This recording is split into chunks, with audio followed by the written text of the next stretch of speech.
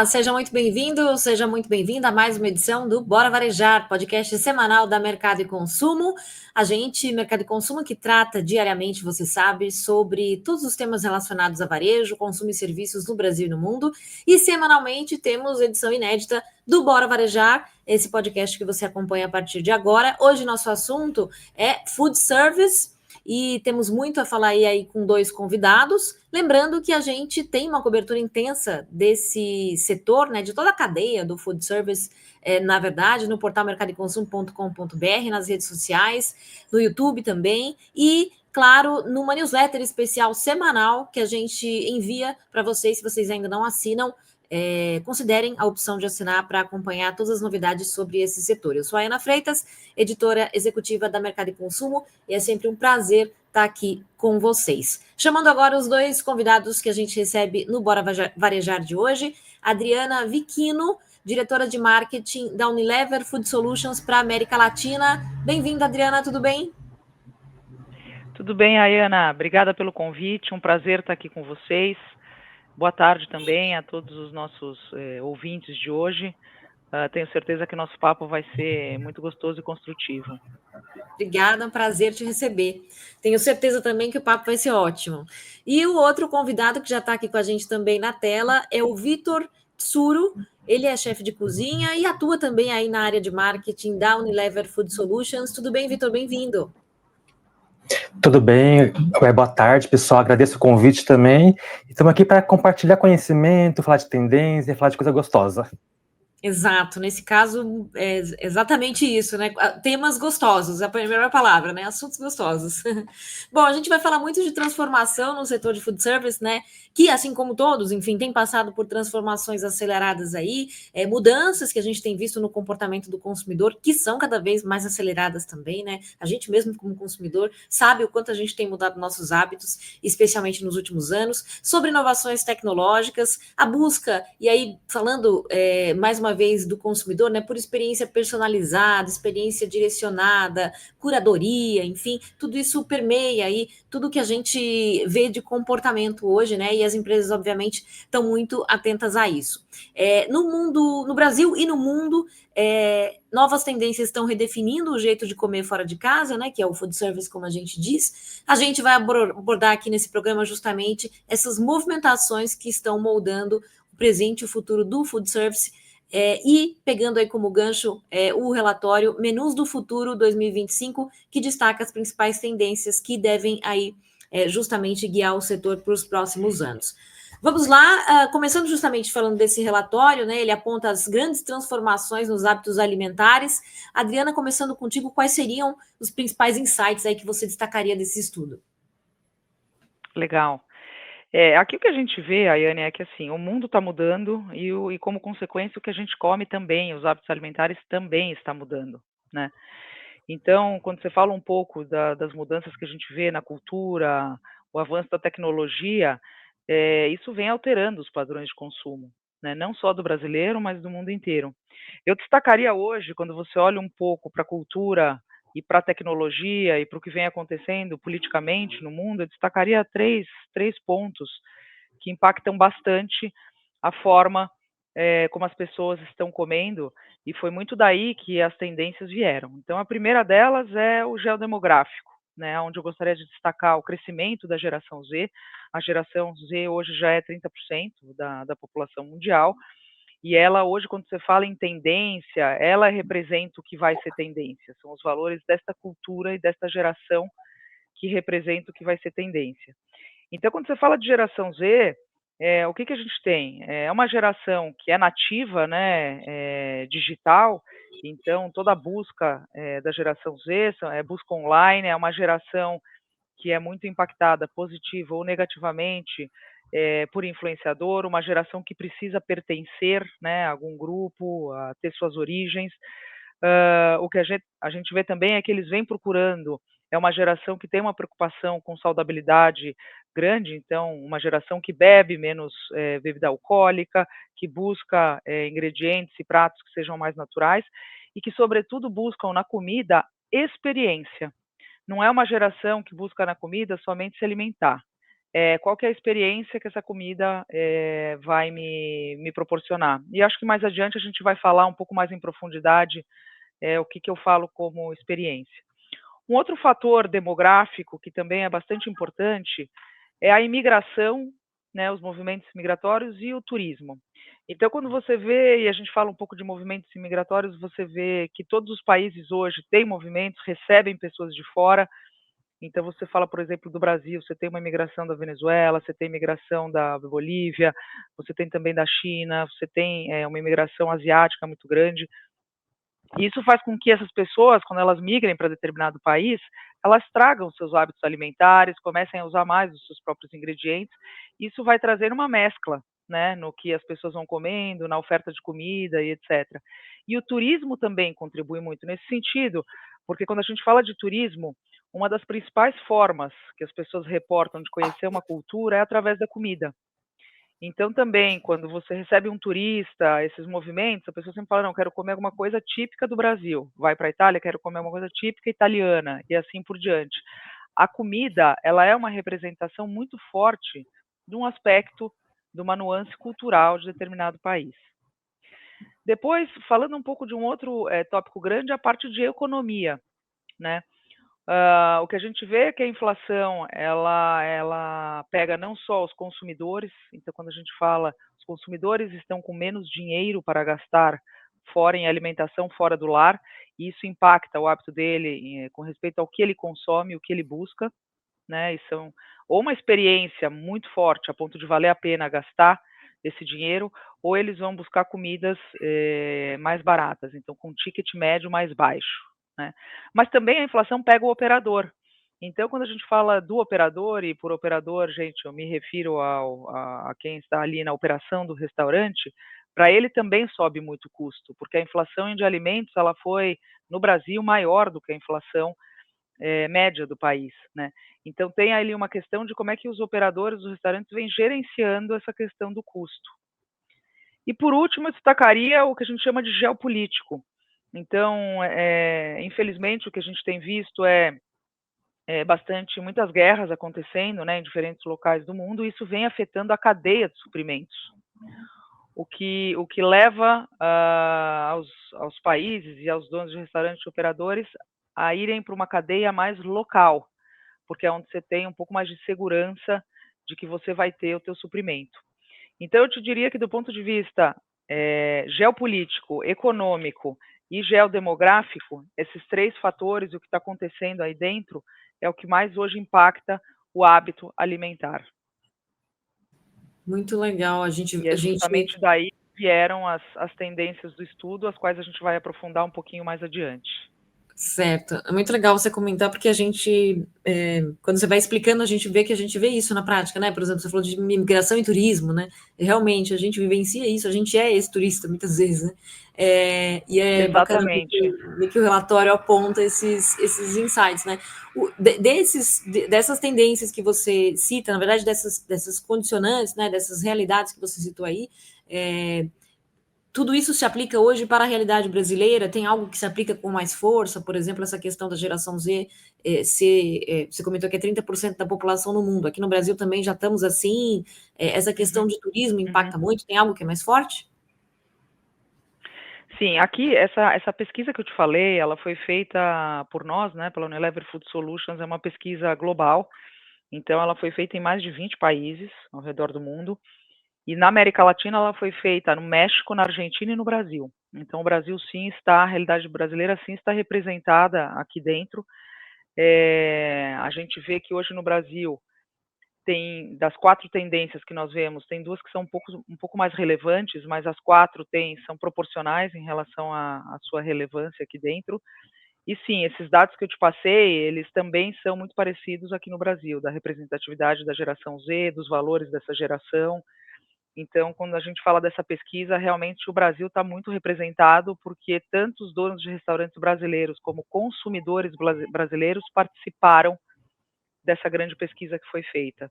E o que é super interessante é que, no fundo, eu acho que a tecnologia diminui o tamanho do mundo, né? Eu costumo dizer, as pessoas estão muito mais conectadas e conectadas com culturas, com países muito diferentes, porque as pessoas se conectam hoje em dia, por princípios e por valores que sejam comuns, não necessariamente com o país que você está, né? Então, o que a gente vê é que não existem grandes diferenças de achados do Brasil e outros países do mundo. Muito legal. Enfim, chama a atenção de vocês quando vocês comparam o Brasil com relação ao cenário global, até diante desses desafios, né? O food service está enfrentando esses desafios aqui no Brasil da mesma forma que fora. Estamos acompanhando aí o ritmo de desenvolvimento também de tecnologias, por exemplo? Uhum. O que eu destacaria aí, eu acho que assim, quando você fala quais são as principais dores dos restaurantes, dos operadores, as dores são muito parecidas no mundo inteiro. São 3, basicamente. A primeira é a questão de gerenciamento de pessoas e falta de pessoas. Então, hoje tem um turnover muito alto de pessoas. Isso é global e no Brasil não é diferente.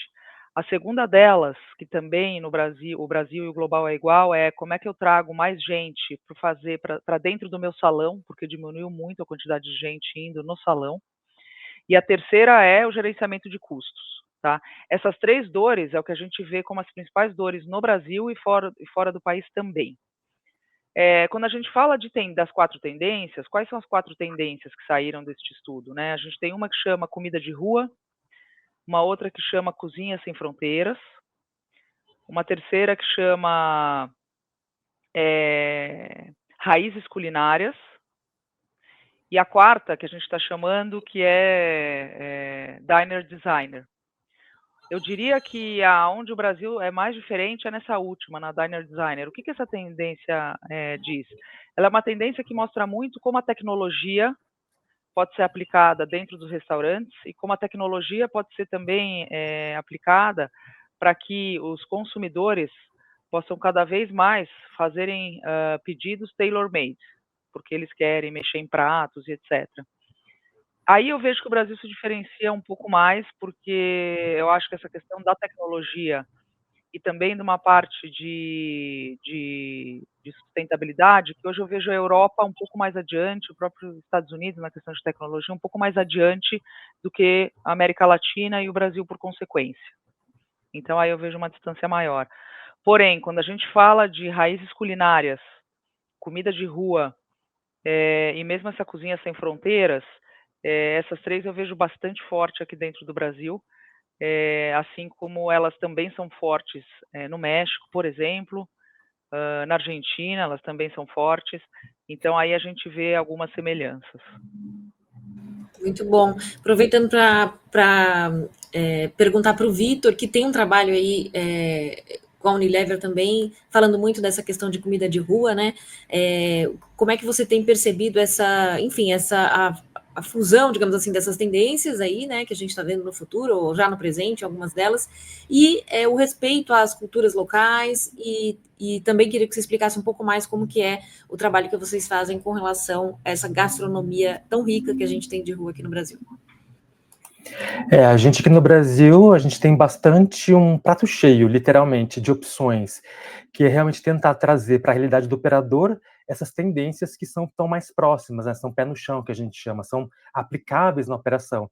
Não adianta a gente ter uma tendência e ele não conseguir colocar na operação, atrair mais cliente e, consequentemente, como o Brasil é um país muito grande, né, tamanhos continentais, cada região tem a sua especificidade em relação à cultura, em relação ao que é específico daquela região, e conseguir adaptar isso realmente trazendo uma inovação, um diferencial que vai captar mais cliente, que vai fidelizar a população que já está ali, que gosta, né, daquelas receitas, justamente para trazer esse público de volta para o salão, para ele consiga ter um ticket médio um pouco mais alto também, né, para a gente ser realmente parceiros nessa busca, né, porque como o Brasil é muito grande, às vezes a gente não tem tanto tempo, né, os operadores, para estar se atualizando, então o relatório faz essa, digamos, tabelinha aí, essa ajuda de conhecimento para conseguir cada vez mais fomentar o conhecimento, trazer uma ideia nova, uma técnica, né, que ele vai conseguir aplicar, que ele vai gostar e os clientes consequentes também. E a gente tenta ter esse respeito, justamente por ser um país muito grande, com uma população bem diversificada, para que eles consigam, olha, eu tenho essa receita aqui, que tal você colocar na sua operação? Você pode colocar produtos locais, uma técnica da região, um ingrediente que o seu público já conhece, mas com uma outra roupagem, né? Sempre respeitando a cultura local, porque se você for local, você consegue englobar todo mundo com respeito, dedicação, e a parte da criatividade, né, que é do chefe ali, né, e a técnica também, que é muito importante. Muito bom. O Brasil tem essa riqueza e aí também essa questão de ter muita gente vindo para cá, né? A gente tem uma herança também gastronômica de imigração já grande, né? Acaba acontecendo essa mistura aí que acho que é muito importante mesmo. Vocês construíram recentemente, aí a pergunta é para os dois, podemos começar com o Vitor, depois passar para a Adriana, o mapa da comida de rua no Brasil, né? E daí que insights vieram sobre comportamento, sobre inovação e sobre até oportunidades que de repente o food service, os operadores, enfim, a cadeia poderia ver, né, nesse momento como algo importante para o seu negócio. Então, o mapa a gente criou como se fosse algumas sugestões, né, mas de tendência, de receitas, analisando cada região do Brasil, com a sua especificidade, peculiaridade, porque como o Brasil é muito grande, um prato que é bem típico, digamos, aqui no Sul, lá no Norte, no Nordeste, deve ser um pouco mais diferente, não faz tanto parte do dia a dia.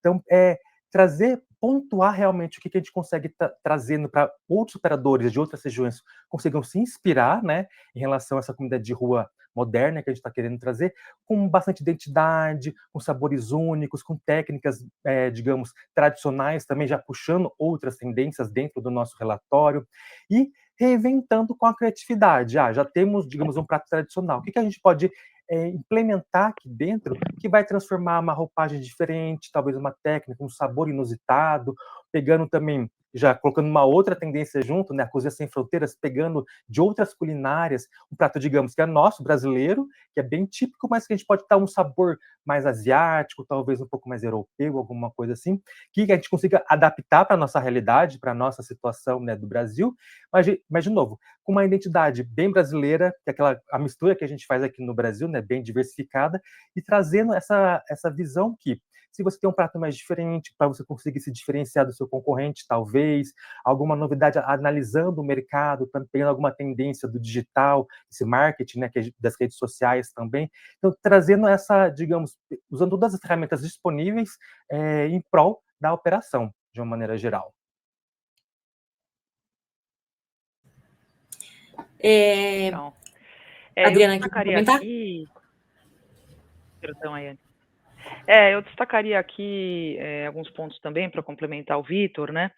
Assim, em comportamento, eu acho que vale destacar que a comida de rua no Brasil, ela não é só conveniência. Ela é também cultura, ela é identidade regional, ela é afeto. E as pessoas, e é o que eu estava falando um pouco da geração Z, cada vez mais buscam autenticidade, experiência, as quais elas possam conectar com tradições locais. E é exatamente o que você falou, né? Quando a gente fala um pouco de comida de rua, ela se conecta muito com Cozinha Sem Fronteiras, com a Culinária Sem Fronteiras, que eu estava mencionando. Isso é parte da identidade brasileira, porque o Brasil foi um país construído a partir de diferentes imigrações, né, que vieram. Então é um país muito diverso também na sua própria gastronomia e um país que eu te diria bastante poroso, né? A gente absorveu bem. Então você vê, comida árabe é muito popular aqui, a comida japonesa é muito popular, a comida africana, né? Quando você fala de uma feijoada que é típica brasileira, a feijoada ela tem origem na África, né? Então, ela fala muito sobre a comida de rua e ela traz muito essa diversidade, ela fala muito da cultura e da identidade regional do Brasil, né? Quando a gente fala um pouco de inovação, acho que é exatamente o que o Vitor falou, tem oportunidade para os operadores de inovar em pratos, por exemplo, clássicos e revisitar esses pratos, seja na sua apresentação, simplesmente, seja através de uma releitura de um prato mais sustentável, ou com ingredientes um pouco mais naturais. Então, acho que tem muita coisa que você pode mexer sem perder a sua identidade. Em termos de oportunidade para os restaurantes, o que eu vejo na comida de rua? Eu acho que essa é uma comida que abre muitas possibilidades, né? E algo que eu acho super interessante é que quando a gente fala de tendência no food service, a tendência ela sempre veio do fine dining e baixou para os restaurantes mais massivos, né? E o que a gente vê é justamente ao contrário, né, com a tendência de comida de rua. É a comida de rua ditando a tendência e subindo para os restaurantes, né? Porque aqui essa tendência não se trata de dizer que agora só vai ter food truck, comida na rua, não é isso, mas é a comida da rua subindo para os restaurantes. Aqui mesmo em São Paulo você já vê restaurantes que se intitulam, falar comida de rua árabe, comida de rua colombiana, já tem restaurantes utilizando esse tipo de autodescrição, né? E ela abre um monte de possibilidades, porque ela é uma comida que ela é moderna, ela se movimenta muito, ela pode trazer aspectos de outras culturas, tem muito da culinária mexicana em comida de rua, tem muito da culinária asiática dentro da comida de rua. E o que é super interessante é que ela é uma comida que ela tem um ticket médio mais baixo, então para atrair consumidor isso é super interessante. Lembra que eu falei no comecinho um pouco da inflação, que está todo mundo curto de dinheiro, então busca um ticket médio mais baixo sem perder a experiência. E pro restaurante, como também muitas vezes são porções menores, etc., é mais rentável, tá, para o restaurante. Então eu acho que ela tem aspectos que são super interessantes e muito atuais, né, porque a gente vê hoje. Total. Eu fiquei me lembrando aqui, a gente falando de comida de rua, eu fiz uma viagem recente para Recife, de férias, e experimentei lá uma tapioca que eu nem sabia, eu sou pernambucana, então assim, eu conheço tapioca na minha vida faz um tempo, assim, né, Uhum. consumo, mas conheci lá uma tapioca que chama tapioca rendada, enfim, e é um sucesso lá, e é um food truck que vende e tal, e parece que, enfim, tem chefe de cozinha famoso que já fez propaganda e tudo mais, e é assim, é um conceito, é Olha que isso, legal. né, é uma comida realmente mais barata, é uma comida super típica, né, de quem mora no Nordeste, todo mundo come tapioca praticamente no café da manhã, mas é um conceito inovador, é uma tapioca diferente, saborosa, com outro tipo de apresentação e além de É recheio e uma tudo mais. releitura, né, do clássico, né? Exatamente, exatamente. Uhum. E assim, a impressão que eu tive foi assim, caramba, todo mundo sabia disso, menos eu, sabe? Porque o negócio é um sucesso, não só lá, assim, se estendeu aí para o Brasil, achei muito legal.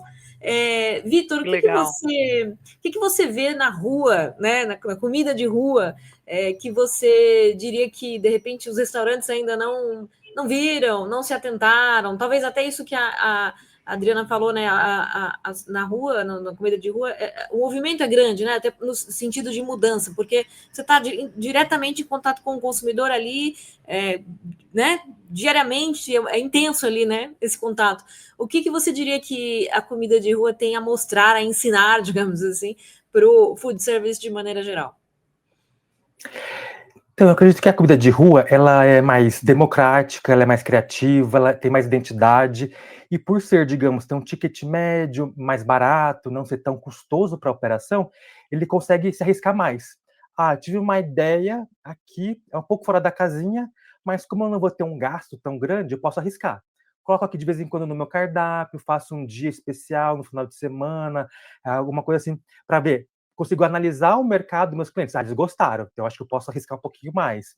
Então ele tem uma versatilidade um pouco maior, não é tão engessado. Que, né, quando se compara as duas operações, né, uma comida de rua, se for, digamos, um food truck, se for uma coisa mais pontual, um pop-up, alguma coisa mais, digamos, guardadas as devidas proporções mais simples, né, então ele consegue se reinventar num período de tempo mais curto do que numa operação mais tradicional, mais física de um restaurante, mais tradicional.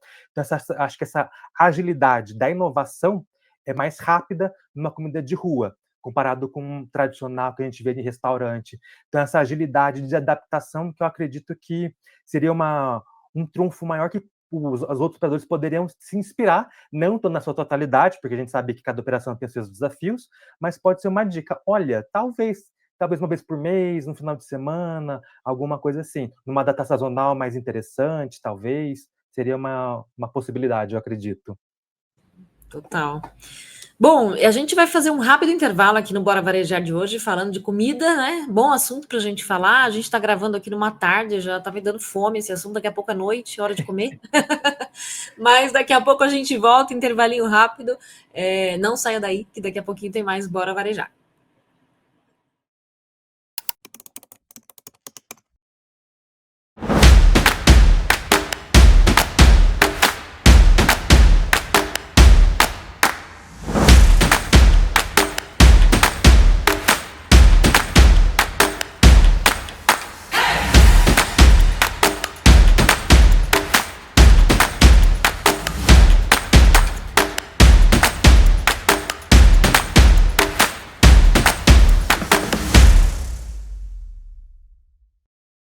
Voltamos com o Bora Varejar da semana, falando de comida de rua, food service, alimentação fora do lar. O que quem faz comida de rua, vende comida de rua nesse Brasil tão imenso, com tanta variedade, né, de opções aí, pode ensinar, pode levar de insight para o food service mais tradicional, enfim, esses são alguns dos assuntos que a gente está falando aqui. Eu, a Adriana Vicchino e o Vitor Suro, que são da Unilever Food Solutions. Aproveitando, né, como vocês estão numa companhia que é gigantesca, começando pela Adriana, como marcas globais, justamente como a Unilever, enfim, e a Unilever Food Solutions, essa divisão, como elas podem contribuir para fortalecer e dar visibilidade a essa comida de rua que a gente está falando, que é super tradicional, super regional, né, como parte de um ecossistema maior do qual, claro, ela já faz parte, que é o food service, né? Mas como uma empresa como a Unilever e outras globais pode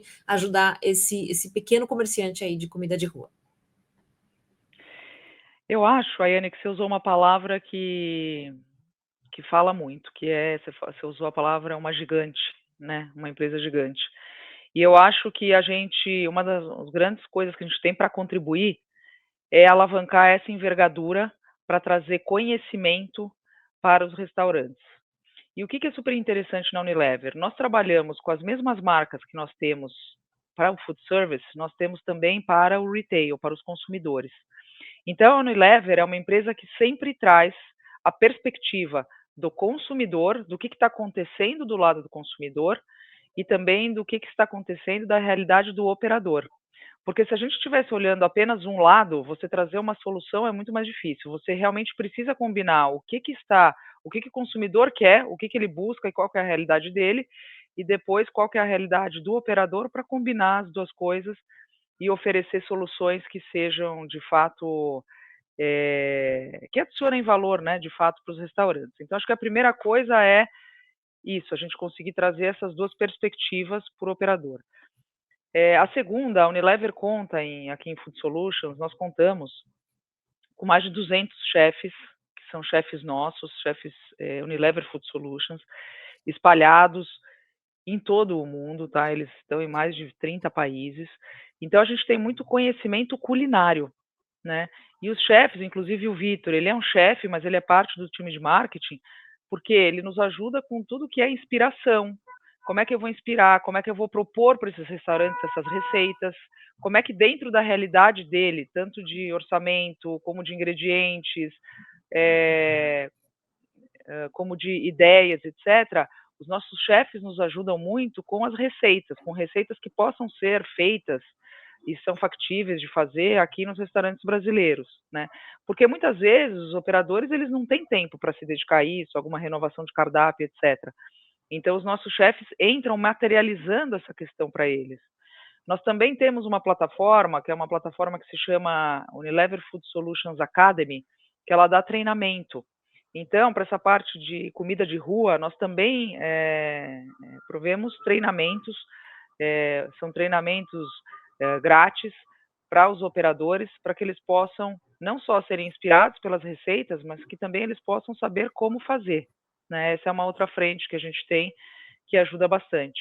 E a terceira, claro, são os produtos que a gente vende e que também ajudam a dar muito mais sabor, muito mais textura, mais cremosidade para as receitas que a gente está propondo. Então, eu diria aqui para resumir, como é que a gente, Unilever, consegue contribuir? Tamanho e envergadura, trazendo consumidor e trazendo o operador, a gente também tem muita robustez para comunicar tudo isso, para atingir muitos operadores em termos de plano de comunicação. E depois a gente tem os nossos chefes que nos ajudam tanto na parte de inspiração com receitas, como também com treinamentos e, claro, os nossos produtos. Muito bom. Isso tudo dedicado para as questões das tendências e da comida de rua, né, no caso, que é uma das tendências que a gente vê como mais relevante aqui dentro do Brasil. Sim. Vitor, como que é para você, como é que é o seu dia a dia indo atrás justamente, né, como chefe e estando no marketing da empresa também, e atrás dessas tendências, enfim, trazer esses insights para dentro da Unilever Food Solutions? Que eu tenho que falar que, assim, é um trabalho feito em equipe, né, a gente tem um time de chefes, né, não sou só eu, tem um time bem grande, que faz todo esse trabalho de adaptações, né, da realidade para a realidade brasileira dessas receitas, o que está mais interessante, porque dentro do time de chefes, nós temos chefes alocados em determinados tipos de operadores. Se é uma rede, se é um independente, que é um pequenininho, se é uma lanchonete, uma padaria, alguma coisa assim, porque eles estão lá no dia a dia, né, eles se relacionam com esses operadores, né, tem uma relação ali de pessoal, de profissional, no caso, né, eles conseguem entender as dores, o que a gente pode fornecer de conteúdo, né, que vai capacitar essa população, esses operadores, que vai melhorar ali a entrega, a produção dentro da operação, no caso. Então, a gente faz todo esse apanhado todo desse conhecimento de rua, né, de conversar com literalmente uma pessoa, né, o que a gente pode oferecer para você que vai te ajudar aí no seu dia a dia, a atrair mais clientes, tem alguma dúvida em relação a uma receita, o que você precisa, né? Então, a gente faz essa análise, né, e depois tenta traduzir com esse conteúdo que nós criamos, tanto o time de chefe, e também como o time de marketing, para fazer algum tipo de e-book, um vídeo específico, receitas sazonais, principalmente para as datas principais, né, do varejo, né? Então, tem o Dia das Mães, Natal, agora final do ano, Ano Novo. O que a gente pode estar oferecendo que vai ajudar esse público realmente? Então, a gente faz todo um trabalho de análise para tentar fomentar essa área de uma maneira que seja realmente, que vá agregar, e não só fazer uma visita, não. Vamos trabalhar junto, vamos ser parceiro. Imagino que para eles isso é muito rico, né? Porque vocês falam a mesma língua, né? Digamos assim, e para eles ter, enfim, essa atuação tão perto, né? Vocês falaram aí, né, de restaurantes independentes, né? Não só grandes cadeias, quer dizer, para esses pequenos, imagino que isso é ainda mais importante. Voltando à questão do relatório, tem alguma tendência que vocês diriam que ela talvez a palavra que eu tenho aqui no meu roteiro é utópica, mas talvez não tão usada ainda no Brasil, mais difícil de se colocar em prática aqui, mas que vocês gostariam de ver realmente acontecer aqui? Quer responder essa, Vitor? Posso responder. Não é necessariamente utópica, mas ela é mais desafiadora, como a Adriana já tinha comentado, que é o Dine Design, que a gente traduziu como gastronomia personalizada, que quando a gente tenta trazer para a nossa realidade do Brasil, dos operadores, é um pouquinho mais difícil, porque quando a gente pensa numa parte mais global, outros países, outras regiões, tem um desenvolvimento maior, né? Por questão de custo também, do ticket médio ser mais alto, quando a gente recebe esse material de fora. Aqui no Brasil, a gente teve que ir por uma tangente um pouco mais simples, talvez, e mais aplicável. Trazer o cliente para ele conseguir personalizar um prato, molho, alguma coisa, envolver ele de alguma maneira que ele consiga personalizar aquele prato que não vai afetar tanto ali a operação. Então, assim, não é, digamos, não estamos ainda como veio a tendência, mas a gente tenta adaptar para a nossa realidade. De novo, porque o país é muito grande, tem muita diferença entre as operações, se fosse uma questão econômica também, então a gente vai estar com passinhos de formiguinha, mas tentando ali trazer essa personalização mais palpável, tanto para o cliente final, quanto para a operação, que não vai atrapalhar ali a sua brigada, a sua rotina ali do trabalho também, né? Eu diria isso. Eu concordo com o Vitor, eu acho que essa é a que a gente ainda vê mais distante aqui da realidade brasileira. Eu acho que tem outras formas mais simples da gente explorar ela, como, por exemplo, quando a gente fala de personalizar, você pode trabalhar com bowls, né? Bowls é uma coisa que a gente vê que cresce, que a gente fala que é comida de uma mão só, né? Então, você pode ter ali alguns carboidratos, alguns tipos de proteína, alguns tipos de vegetais, e o consumidor vai personalizar dentro daquele set, né, de ingredientes o que ele quer. Então, existem, claro, vertentes que são mais simples, eu acho que se adequariam melhor à realidade do Brasil, que não são tão dependentes da questão da tecnologia e etc. Mas essa também hoje é a que eu vejo um pouco mais distante. Também não usaria a palavra utópica, mas vejo mais distante nesse momento. Perfeito. E uma última pergunta, antes da gente ir para o final mesmo, que aí a gente vai ter o quadro check-out para vocês mandarem um recado para a nossa audiência. Mas minha última pergunta é uma saia justa também um pouco, tá?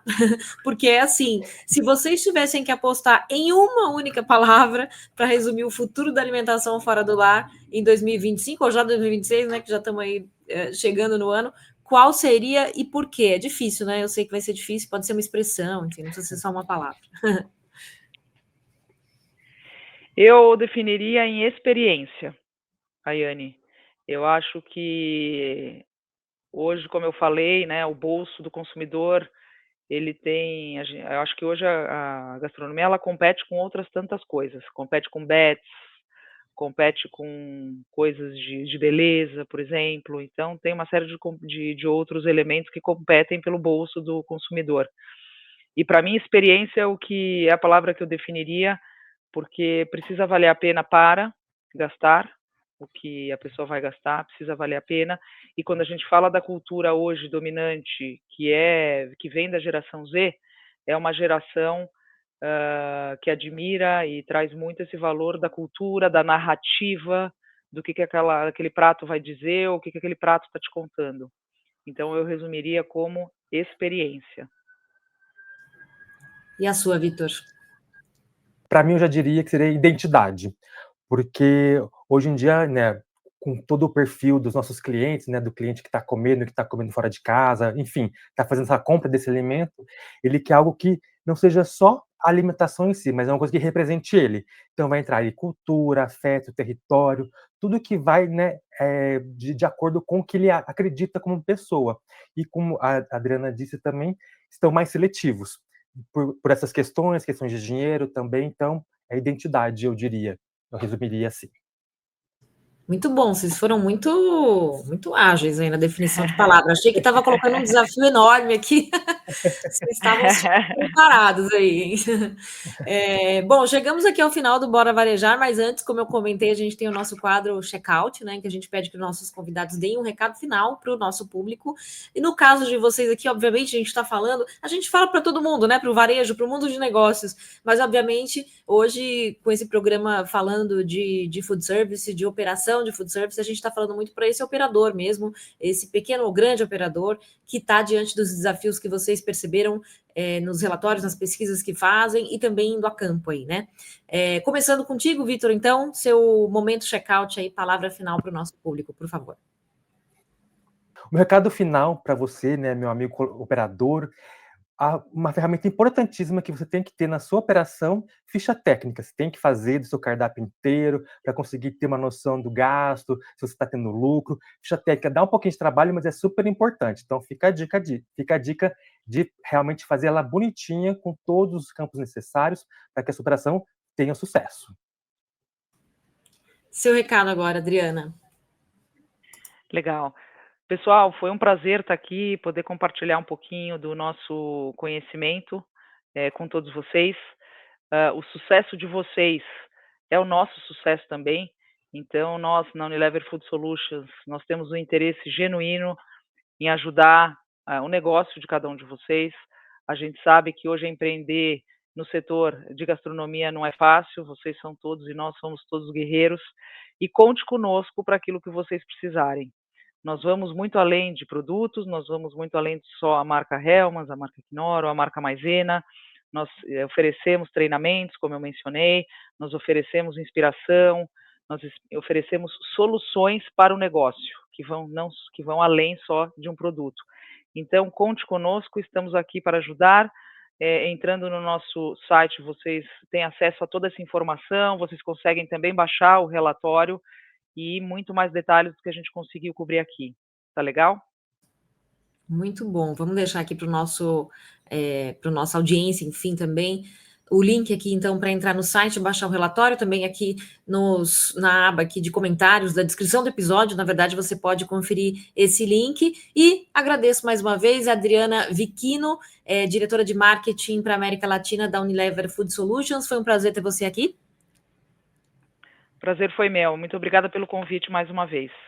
Obrigada. E o Vitor Tsuru, chefe de cozinha, que também atua na Unilever Food Solutions, aí juntamente com o Food Service, para levar soluções, ideias e inovações. Super obrigada, Vitor. Um prazer ter você aqui. Eu que agradeço o convite. Estamos aqui. Super obrigada. Obrigada, você também gente. que acompanha o Bora Varejar, esse podcast semanal que a gente leva ao ar aqui com todo o carinho, sempre com convidados super especiais como os de hoje. Hoje falando de food service, na semana que vem vamos continuar falando de negócios, de shopping, de loja, de varejo, enfim, vamos aí falar de varejo, consumo e serviços de maneira geral. Continuamos não só aqui no YouTube, mas também no nosso portal mercadoeconsumo.com.br, nas redes sociais, em todos esses lugares você é sempre muito bem-vindo. Obrigada e até a próxima.